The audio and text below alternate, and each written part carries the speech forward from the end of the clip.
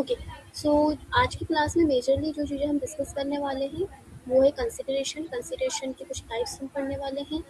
Essentials क्या है एक वैलिड कंसिडरेशन के, पास्ट कंसिडरेशन पे हम थोड़ा सा पढ़ेंगे। दैन सेक्शन 25 पढ़ने वाले हैं हम कि ऐसे कौन से कॉन्ट्रैक्ट्स हैं जो कि विदाउट कंसिडरेशन भी लायबल होते हैं लीगली। देन केस लॉज पढ़ेंगे और रिविजन। तो this is the, you can say, synopsis of today's class.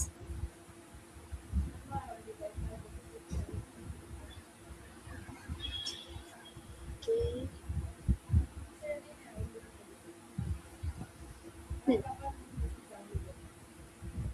वैसे तो लास्ट क्लास में भी हमने डिस्कस किया था कि कंसिडरेशन क्या होता है। आज हम वो थोड़ा डिटेल में समझेंगे कंसिडरेशन के बारे में विद एग्जांपल्स। सो कंसिडरेशन क्या होता है, तो अगर प्लेन लैंग्वेज में हम बात करेंगे कि कंसिडरेशन क्या होता है, तो consideration means something in return. Something in return मतलब आप किसी को कोई चीज़ दे रहे हो, ठीक है, तो उसके बदले में आपको क्या मिल रहा है उसे हम कंसिडरेशन कहेंगे। तो लीगल लैंग्वेज में इसके लिए एक मैक्सिम भी है जिसे कहते हैं क्विड प्रो क्यू, मतलब किसी को कुछ दे रहे हो तो उसके बदले में आपको कुछ मिल रहा है। फॉर एग्जाम्पल, आप किसी को कोई चीज़ बेच रहे हो तो उसके बदले में आपको सामने वाला जो अमाउंट दे रहा है उसे हम कंसिडरेशन मानते हैं। तो consideration means something in return. Consideration दो चीज़ों का भी मिल सकता है, सेल पे भी मिल सकता है, सर्विस पे भी मिल सकता है। सेल क्या होता है, सर्विस क्या होता है, वो हम समझते हैं विद एग्जाम्पल। तो यहाँ पे एग्जाम्पल किसका है, रमेश और सुरेश का।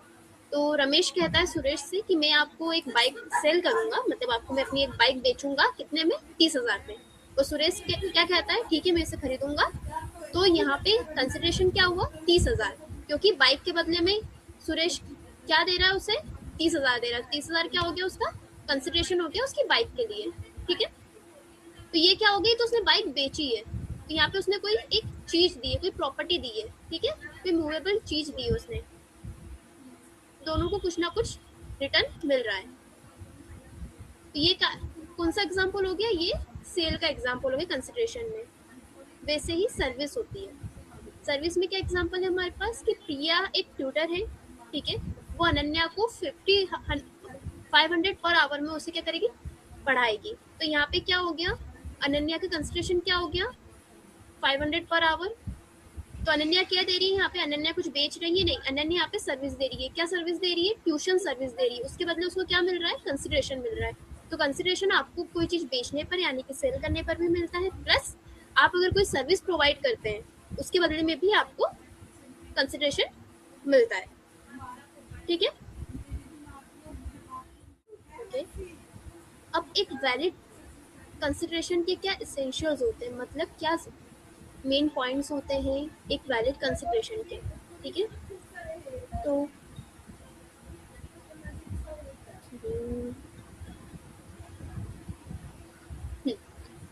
पहला क्या पॉइंट है इसेंशियल पॉइंट में, eight the desire of the promisor, मतलब जो कंसिडरेशन मिल रहा है वो प्रोमिसर की डिजायर पे, प्रोमिसर की मर्जी पे हमें मिल रहा है। ये क्या कहता है हमें ये point, the act or abstinence must be done at the request desire of the promisor. If done voluntarily at the desire of third party it does not constitute the valid consideration. इसका example हम समझते हैं, दुर्गा है, दुर्गा ने क्या किया, अपने पड़ोसी का घर एक आग लगने से बचाया। उसके पड़ोसी ने उसे पूछा नहीं था कि कहा नहीं था कि आग लगेगी तो आप मेरा घर बचाना। दुर्गा ने अपनी मर्जी से यानी कि वॉलंटियरली उसने घर बचाया पड़ोसी का, पड़ोसी के बिना कहे। उसके बाद क्या हुआ, दुर्गा ने बाद में वो क्या करती है, वो अपने पड़ोसी से कहती है कि मैंने तो तुम्हारा आग लगने से घर बचाया, तुम्हारे घर में आग लग रही थी, मैंने तुम्हारा घर बचाया, तो अब मुझे तुम कंपनसेशन पे करो, ठीक है। तो क्या उसका यहाँ पे कंपनसेशन मांगना सही है, क्या इसको हम कंसिडरेशन मानेंगे, नहीं मानेंगे। क्यों नहीं मानेंगे, क्योंकि ये प्रोमिसर की डिजायर पे ही नहीं है, क्योंकि उसके पड़ोसी को पता ही नहीं था कि ये कंसिडरेशन मांगेगी या फिर ये इस चीज पे कुछ मुझसे कंपनसेशन या कुछ अमाउंट मांगेगी मेरा घर बचाने पे। तो डिजायर ऑफ द प्रोमिसर मतलब जिससे, मतलब जो पे कर रहा है आपको उसको पता होना चाहिए कि वो आपको पे करेगा। सेकंड क्या एसेंशियल पॉइंट है, बाय द प्रोमिसरी और एनी अदर पर्सन, ठीक है। मतलब इंडियन लॉ में क्या होता है, कंसिडरेशन एक थर्ड पार्टी मतलब someone other than the promisee से भी हम ले सकते हैं। तो सेक्शन 2D क्या कहता है, प्रोमिसी और any other person, this is the key difference that allows stranger to consideration in India. तो इस वाले को हम कैसे समझेंगे, इस वाले को हम समझते हैं इसकी एग्जाम्पल से। तो जो ग्रैंडफादर है वो प्रॉमिस करते हैं कि मैं तुम्हें और तुम्हारे कॉलेज को 5,000 दूंगा अगर तुम एडमिशन सिक्योर कर लेती हो। ठीक है, मतलब तुम्हारी कॉलेज की जो भी फीस होती है 5,000 की वो मैं प्रोवाइड करूंगा अगर तुम एडमिशन सिक्योर कर लेती हो। लेकिन लेटर वो पे कौन करता है, वो उस लड़की की मम्मी पे करती है इंस्टेड ऑफ हर ग्रैंडफादर। तो यहाँ क्या हो गया, यहाँ थर्ड पर्सन आ गया, पर ये एक वैलिड कंसिडरेशन है क्योंकि ये एक पार्टी से दूसरी पार्टी को ये कंसिडरेशन क्या हुआ है, मूव हुआ है। तो ये कौन सा कंसिडरेशन कहलाएगा, ये कहलाएगा वैलिड कंसिडरेशन।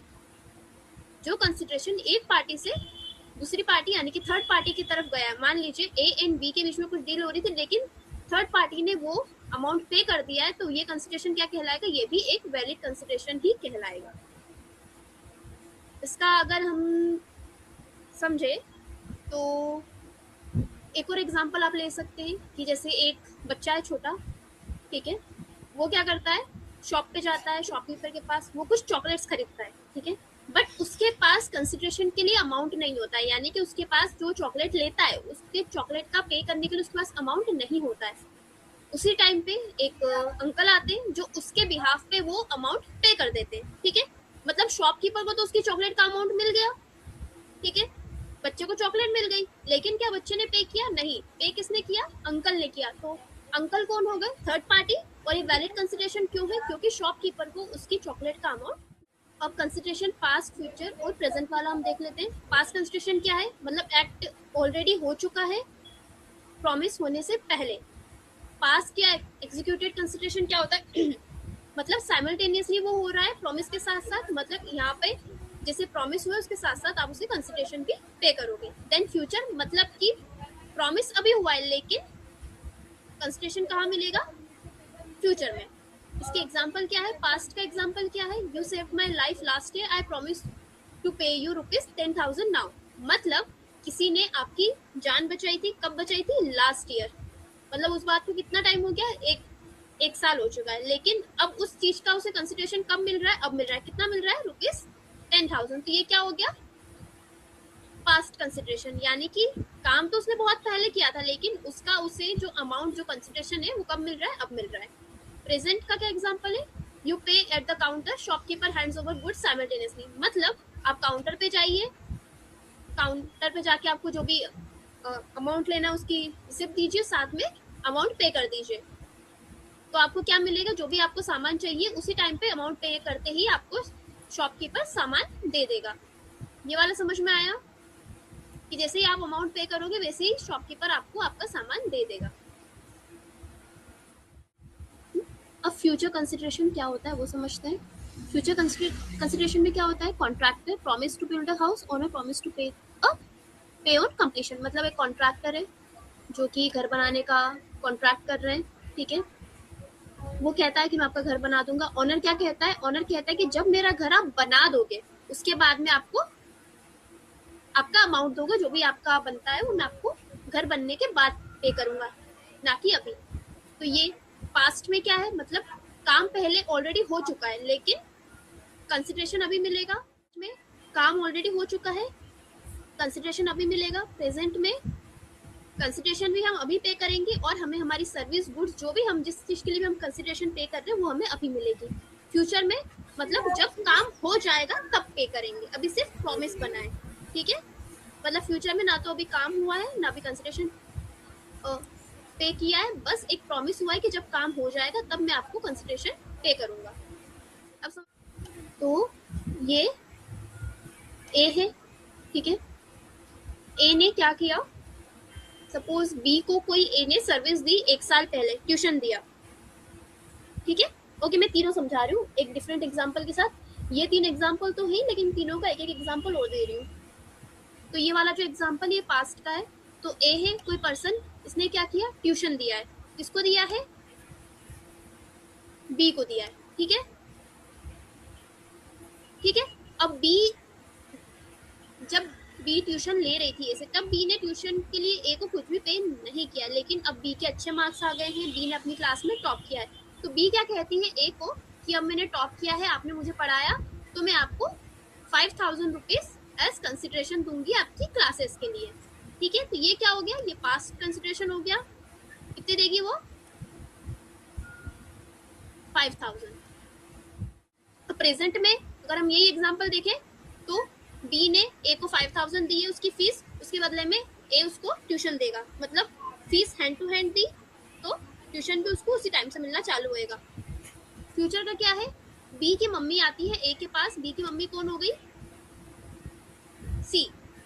ठीक है, कि आप मेरी बेटी को इस क्लास में पढ़ाइएगा, और अगर मेरी, तो मैं आपको 5,000 रुपीज पर मंथ उसकी ट्यूशन फीस दूंगी। मतलब अभी उसने उसकी बेटी को ना तो पढ़ाना चालू किया है, ना उसको उसकी फीस मिली है, लेकिन एक प्रॉमिस हो गया है कि वो बी को पढ़ाएगा तो उसको पैसे मिलेंगे। ठीक है, अब फोर्थ पॉइंट क्या है, जो कंसिडरेशन है आपका, ये रियल होना चाहिए, इल्यूजन में नहीं होना चाहिए कुछ भी।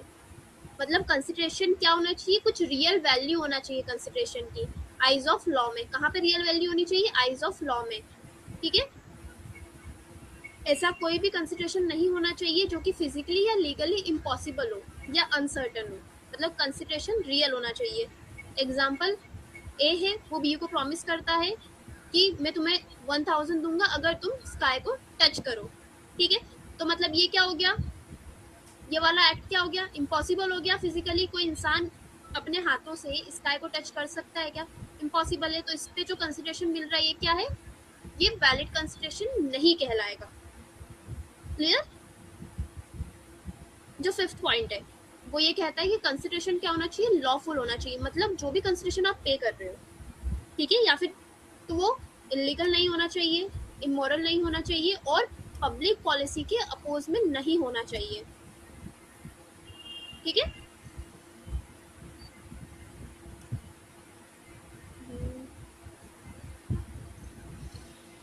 इसका एग्जाम्पल क्या है, ए बी को 5,000 रुपीज पे करता है, किस लिए पे करता है, एक डकैती करने के लिए।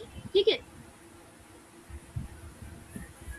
तो अब डकैती करने के लिए जो उसे वो पेमेंट कर रहा है, क्या डकैती एक लॉफुल एक्ट है, नहीं। लॉ डकैती क्या है, एक अनलॉफुल एक्ट है, एक इलीगल एक्ट है, एक क्राइम है। तो इसके लिए जो भी कंसिडरेशन दिया जा रहा है वो क्या हो जाएगा, वो लॉफुल नहीं रहेगा, मतलब वो इनवैलिड हो जाएगा। मतलब जो भी अगर इस पे कोई एग्रीमेंट वो बना रहे हैं तो ये एग्रीमेंट भी क्या हो जाएगा, वॉइड हो जाएगा,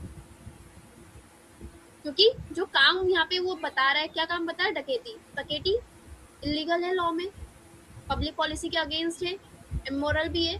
तो इसके ऊपर जो भी एग्रीमेंट बनेगा प्लस जो भी कंसिडरेशन उस पर दिया है, सारे क्या हो जाएंगे, इनवैलिड हो जाएंगे, और एग्रीमेंट क्या हो जाएगा, वॉइड हो जाएगा। 6 पॉइंट क्या कहता है, 6 पॉइंट कहता है consideration need not to be adequate. इसका एग्जाम्पल से हम समझते हैं। मतलब आप कोई कार है जिसकी कीमत कितनी है, 5 लाख रुपीज है, उसको आप कितने में बेच रहे हो, 1 रुपीज में बेच रहे हो। मतलब 5 लाख की कार को आप कितने में बेच रहे हो, 1 रुपए में। तो अगर ये चीज फ्रीली एंड वॉलंटियरली की जा रही, मतलब बिना किसी प्रेशर के फ्रीली की जा रही, मतलब जिसकी कार है वो खुद से अपनी मर्जी से स्वेच्छा से कर रहा है, बिना किसी प्रेशर के अपनी मर्जी से कर रहा है, तो ये वाला भी क्या कहलाएगा, ये भी एक वैलिड कॉन्ट्रैक्ट ही कहलाएगा। ठीक है, मतलब लॉ नहीं कहता है कि अगर 5 लाख की चीज आपने खरीदी है तो आप उसको 5 लाख में उससे ज्यादा में बेचो। ये लॉ कहीं नहीं कहता। अगर आपने 5 लाख की चीज खरीदी तो आप उसको 1 रुपए में बेच सकते हो, अगर आपकी मर्जी है तो, बिना किसी प्रेशर के अगर आप बेच रहे हो तो भी आप बेच सकते हो। लॉ कभी नहीं कहता है कि जितने की चीज ली आपने उतने में ही आप बेचोगे। ठीक है, ये समझ में आया। तो कंसिडरेशन क्या है, जरूरी नहीं है कि जितना आपने पे किया हो किसी चीज को बाय करने में, सेल करने में, आपको उतना ही मिले। अब आते हैं एक इम्पॉर्टेंट सेक्शन पे, section 25 of Indian contract act. ये क्या कहता है, ये वाला एक्ट ये बताता है कॉन्ट्रैक्ट्स विदाउट कंसिडरेशन। लेकिन अभी तक तो हमने ये पढ़ा था, जो जनरल रूल था कि नो कंसिडरेशन नो कॉन्ट्रैक्ट, मतलब जहाँ पे कंसिडरेशन नहीं होगा वहाँ पे कॉन्ट्रैक्ट नहीं होगा। लेकिन इसके कुछ एक्सेप्शन है, क्या है, वही सेक्शन 25 आपको बताता है कि यहाँ पे इसके क्या है, 3 एक्सेप्शन है। ठीक है, जहाँ पे कंसिडरेशन की जरूरत नहीं है। मतलब ऐसे भी एक्सेप्शंस हैं, ऐसे 3 एक्सेप्शंस हैं जो कि सेक्शन 25 इंडियन कॉन्ट्रैक्ट एक्ट का हमें बताता है, जहाँ पे कंसिडरेशन ज़रूरी नहीं है, फिर भी वो जो कॉन्ट्रैक्ट है, जो एग्रीमेंट है, वो इन्फोर्सेबल बाय लॉ है। तो ऐसे कौन से कॉन्ट्रैक्ट हैं जो कि इन्फोर्सेबल बाय लॉ है और उनमें कंसिडरेशन की ज़रूरत नहीं है? ठीक है, पहला एक्सेप्शन क्या है? Natural love and affection. ये कहाँ पे दिया गया है? Section 25(1) of Indian contract act. अब नेचुरल लव एंड अफेक्शन क्या होता है? मतलब आप किसी को अपनी मर्जी से गिफ्ट दे रहे हो, ठीक है। अब कोई प्रॉपर्टी है, किसी ने अपनी वाइफ को, अपने हस्बैंड को, अपनी डॉटर को या अपने सन को आप कोई प्रॉपर्टी गिफ्ट कर रहे हो या उन्हें ट्रांसफर कर रहे हो, तो उसके बदले में आप कंसिडरेशन अगर नहीं भी लेते हो, तब भी वो जो कॉन्ट्रैक्ट आप लोगों के बीच में बनता है वो लीगली इन्फोर्सेबल होता है। उसमें आपको कंसिडरेशन अगर आप नहीं भी पे करते हो, फिर भी वाला जो कॉन्ट्रैक्ट होगा वो पूरा वैलिड होगा। इसके लेकिन कुछ पॉइंट्स है जो हमें हमेशा दिमाग में रखने होंगे। पहला, agreement must be in writing. मतलब आप जो भी चीज़ दे रहे हो या अमाउंट दे रहे हो, प्रॉपर्टी दे रहे हो, जो भी चीज़ आप ट्रांसफर कर रहे हो वो रिटर्न में होना चाहिए। अगर आप कोई प्रॉपर्टी ट्रांसफर कर रहे हो तो ट्रांसफर प्रॉपर्टी एक्ट के अंडर वो रजिस्टर्ड होना चाहिए, जो भी उसका ऑफिस हो उसमें। देन ये किन के बीच में होना चाहिए? उन पार्टीज के बीच में होना चाहिए जो कि नियर रिलेशन हो, मतलब हस्बैंड वाइफ हो, पेरेंट चाइल्ड हो, ठीक है, भाई बहन हो, ऐसे रिलेशन में होना चाहिए। अब कोई दूर का रिश्ता हो, उसमें आप बता रहे हैं कि इसने मुझे प्रॉपर्टी ट्रांसफर की थी, तो इसमें कोर्ट क्वेश्चन भी करती है कितने पार कि ये रिलेशन इतने पास का तो है नहीं जहाँ पे कि आपको कोई इतनी बड़ी प्रॉपर्टी ट्रांसफर करे। तो हमेशा एग्रीमेंट किन के बीच में होना चाहिए? Parties standing near relation. और इसमें हस्बैंड वाइफ का भी एक एक्सेप्शन है। अगर हस्बैंड और वाइफ का झगड़ा चल रहा हो, ठीक है, और लड़ाई चल रही हो, उस बीच में अगर ऐसा कुछ एग्रीमेंट होता है, तो इसमें भी कोर्ट क्वेश्चन उठाती है कि कहीं हस्बैंड या वाइफ दोनों में से किसी एक ने किसी को फोर्स तो नहीं किया ये एग्रीमेंट साइन करने के लिए। एंड जो फोर्थ पॉइंट है, expressed out of natural love and affection. मतलब ये वाला जो एग्रीमेंट होना चाहिए नेचुरल लव या अफेक्शन से बनना चाहिए, ना कि फोर्स करके या फिर फ्रॉड करके। ये चारों पॉइंट समझ में आए नेचुरल लव एंड अफेक्शन वाले? इनडायरेक्टली आप कह सकते हैं कि जो हम गिफ्ट देते हैं हमारे सगे संबंधियों को।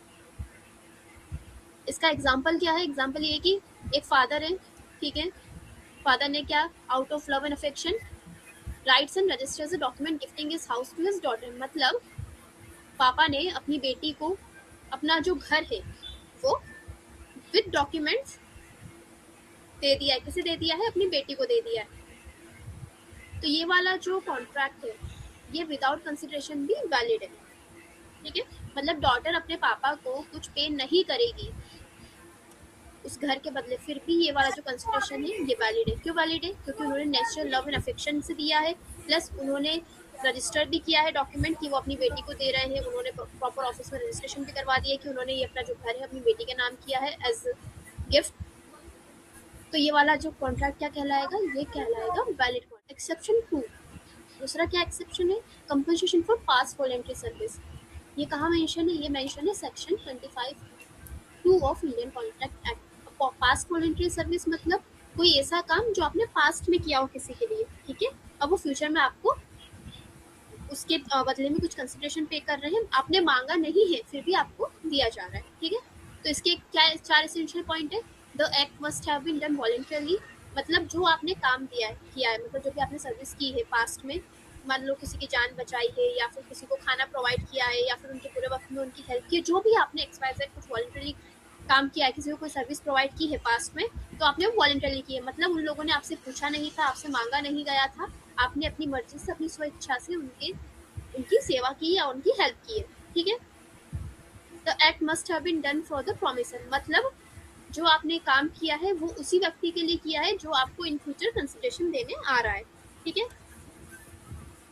देन थर्ड पॉइंट क्या है? The act must be something the promisor was legally compellable to do. मतलब ऐसा ही कोई एक्ट होना चाहिए, मतलब आपने कुछ ऐसी सब्जेक्ट सर्विस उस पर्सन को देनी चाहिए हो आपने, जो कि लीगली वो पर्सन को उस वक्त चाहिए हो, ठीक है। देन फोर्थ पॉइंट क्या हो? Promisor must now promise to compensate the present.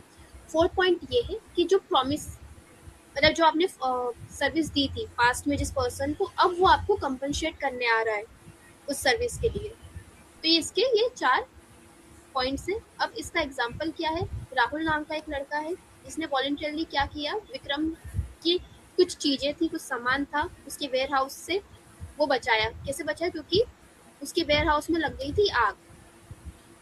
तो विक्रम ने उसे बोला नहीं था राहुल को कि तुम मेरे वेयर हाउस में आग लगी है, जाओ मेरे वेयर हाउस से मेरे सामान को बचाओ, लेकिन फिर भी राहुल ने विक्रम के वेयर हाउस से उसके सामान को बचाया आग में जलने से। देन विक्रम क्या कहता है, थर्ड टाइम बैड डेट, मतलब आपने कोई कर्जा लिया है बहुत पुराना, ठीक है। अब वो कर्जे क्या होती है, कहीं पे कुछ लिमिट होती है, या आपने कोई एग्रीमेंट किया, मान लीजिए किसी से आपने अमाउंट उधार लिया था और आपने कहा था, आपने 2015 में किसी से कुछ अमाउंट उधार लिया और आप कह रहे हैं कि मैं 2020 तक आपको वो अमाउंट दे दूंगा, लेकिन आपने 2020 तक वो अमाउंट नहीं दिया है। अभी क्या आ गया 2026, लेकिन आप वॉलंटरली खुद से जाके, ठीक है, कह रहे हैं कि मैं अब आपको वो अमाउंट मैं आपको 2020 तक तो नहीं दे पाया था, लेकिन मैं अब उस अमाउंट का 1/4 पार्ट आपको पे कर दूंगा 2026 में, ठीक है। तो ये क्या कहलाएगा, टाइम बेड डेब्ट। तो इसके क्या 3 इसेंशियल पॉइंट है। अ डेब्ट that is bed by the limitation act, मतलब कि ऐसा कर्जा जिसकी पे करने की जो अवधि है वो खत्म हो सकती है, लोन भी हो सकता है या आपने किसी से पैसा उधार लिया हो वो भी हो सकता है, ठीक है। मतलब एग्रीमेंट में जो आपने पे करने के लिए जो डेट बताई थी वो डेट निकल चुकी है, ठीक है। अब सेकंड क्या है इसका, सेकंड इसेंशियल पॉइंट कि ये रिटर्न में होना चाहिए और साइन किया होना चाहिए डेप्टर से, यानी कि जिससे आपने कर्जा लिया है उससे आपको साइन करवाना पड़ेगा कि हाँ मैं आपको पे करूंगा रिटर्न में, और जिसने कर्जा लिया है वो भी यहाँ पे साइन करेगा कि मेरा नाम ये है और मैंने इनसे इतनी डेट को कर्जा लिया था, इसकी डेट निकल चुकी है, बट अब मैं इनको इतना अमाउंट पे करूंगा इस पर्टिकुलर डेट तक, और वहां पे उस पर्सन को क्या करना होगा, सिग्नेचर करना होगा। और प्रॉमिस क्या होना चाहिए, या तो पूरा कर्जा वो पे करे या फिर उस कर्जे का कुछ पार्ट वो पे करने के लिए प्रॉमिस करे, ठीक है। इसका एग्जाम्पल क्या है, एग्जाम्पल ये है कि 2015 में अमित ने क्या किया, 50,000 सुनील से उधार लिए, ठीक है, और उसने वो अमाउंट उसको कभी दिया ही नहीं, मतलब उसने जो 50,000 सुनील से उधार लिए थे 2015 में, वो उसने उसको कभी रिटर्न नहीं दिए, ठीक है। अब 2018 तक सुनील के पास राइट था कि वो उसको सू कर सकता है कोर्ट में जाके उसके आगे कोई चार्जेस लगा सकता है कि इस पर्सन ने मेरे से अमाउंट लिया लेकिन उनको रिटर्न नहीं दिया, लेकिन वो उसको सू नहीं करता है। लेकिन अब 2024 में क्या होता है, अमित आता है, अमित एक रिटर्न प्रॉमिस लिखता है और क्या कहता है कि मैं तुम्हें 30,000 दूंगा, पुराने जो भी हमारा 50,000 का पुराना ओल्ड डेप था उसका मैं तुम्हें 30,000 पे करूंगा, ठीक है। तो ये वाला जो प्रॉमिस है ये भी क्या होगा, ये लीगली इन्फोर्सिबल होगा। मतलब पहले आपने किसी से कुछ अमाउंट लिया था, उस अमाउंट को रिटर्न करने की जो लिमिटेशन एक्ट के अकॉर्डिंग जो डेट थी वो निकल चुकी है, लेकिन अब उस डेट के बाद में उस पूरे अमाउंट को या फिर उस अमाउंट के कुछ पार्ट को पे करने के लिए एग्रीमेंट साइन कर रहे हो विलिंगली। और इसका भी क्या एक इम्पोर्टेंट नोट है कि जो आप प्रॉमिस कर रहे हो अमाउंट रिटर्न करने का, वो रिटर्न होना चाहिए प्लस आपकी सिग्नेचर उस पर जरूरी है। अगर आप अपने मुंह से कह रहे हो किसी को कि हाँ मैं ठीक है तुम्हें 50,000 तुमसे लिया था तो मैं तुमको 30,000 दे दूंगा, तो ये वाला प्रॉमिस इन्फोर्सिबल नहीं है, ओरल प्रॉमिस इन्फोर्सिबल नहीं है। इसको इन्फोर्सिबल के लिए कम से कम एक रिटर्न एग्रीमेंट होना चाहिए विद द सिग्नेचर।